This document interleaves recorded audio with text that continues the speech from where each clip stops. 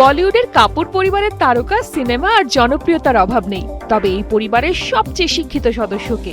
এই প্রশ্নের উত্তর শুনলে একটু অবাক হতেই হয়। রণবীর কাপুরের দাবি সেই তালিকায় নাকি সবার উপরে তিনি নিজেই।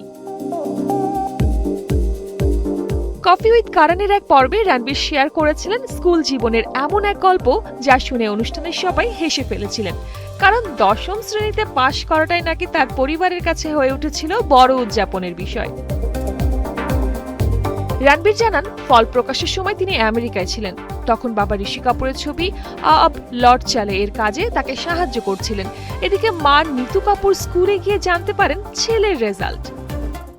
সব মশার বিরুদ্ধে সুরক্ষা দিতে এলো বসুন্ধরা এক্সট্রিম অ্যারোসল, মশার বিরুদ্ধে এক্সট্রিম সুরক্ষা।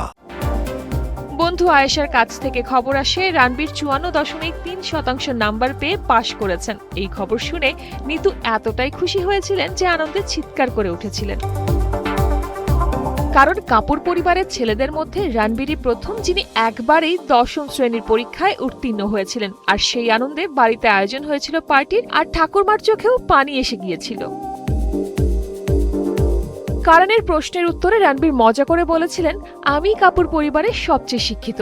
কথাটা মজার হলেও সেই মুহূর্তটা যে পরিবারের কাছে কতটা বিশেষ ছিল তা বোঝাই যায়।